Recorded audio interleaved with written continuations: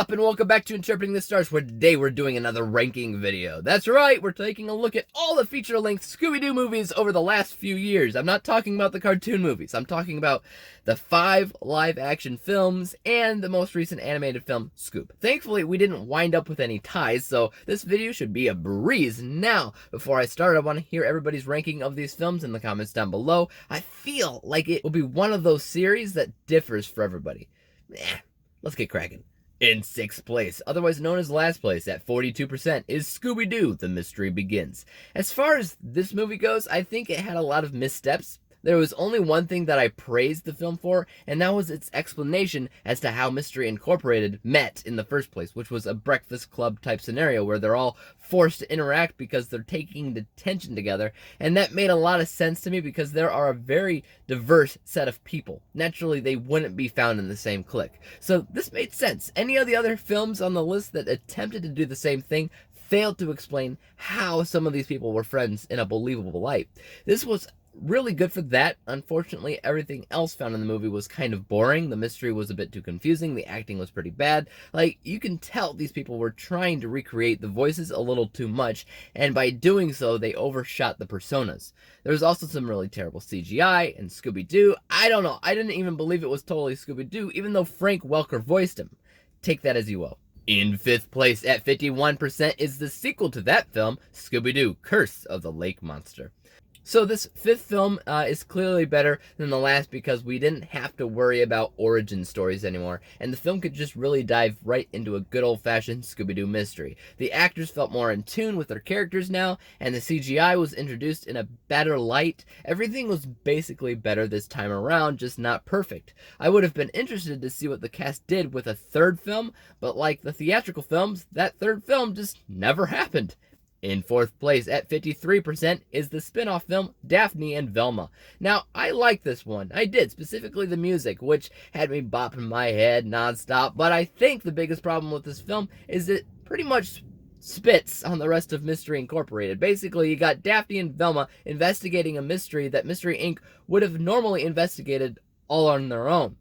What the film needed was a different type of mystery. My suggestion was for the girls to investigate the mystery of a talking dog, which turns out to be Scooby-Doo, and that's where they meet the rest of the gang. Unfortunately, they didn't listen to my suggestion. In 3rd place at 59% is Scoob.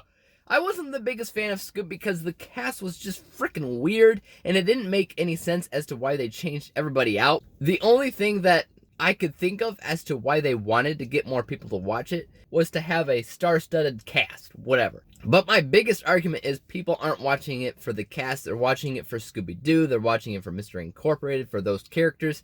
I mean, at this point, why did they keep Frank Welker as Scooby-Doo? Why didn't they just cast Adam Sandler? Ooh, Scooby-Doo, ooh. Also, there's a weird sub-story going on in this film with a superhero that waters the cast of characters thin because they split the game up and take Shaggy and Scooby away from everybody else. In 2nd place at 73% is Scooby-Doo. The original live-action film is really, really fun. I still believe that to this day because the original intention for the movie was to be darker and geared more for adults, so you get all this innuendo stuff that works really, really well, like how Shaggy is clearly depicted as a stoner, and the cast of the film is so spot on, it's ridiculous. This live-action theatrical film series is the only one to really get casting perfectly, especially Matthew Lillard as Shaggy and Linda Cardellini as Velma. They stand out as perfect because they don't just sound like the characters, they got the personas down pat. The only real issue that I had with this film was that the mystery was really confusing as to the development when it comes down to the methods of the villain. In 1st place, obviously, is Scooby-Doo 2 Monsters Unleashed with a score of 74%.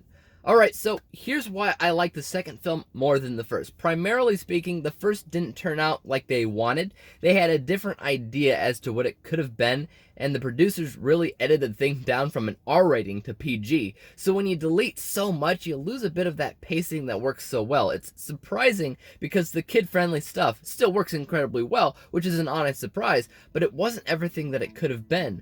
But the 2nd film's intention was to be completely kid-friendly, and that's what we have here. A mystery that makes a little bit more sense, you still got the innuendo stuff in there for the adults to love, and a better handle of the CGI characters. everything was slightly better. So at the end of the day, the film only got a 1% higher grade. And that's it! That's my rating for the Scooby-Doo Marathon. Everything here averages out to a final score of 58%, which granted isn't great, but half of the movies got an F letter grade because they weren't great.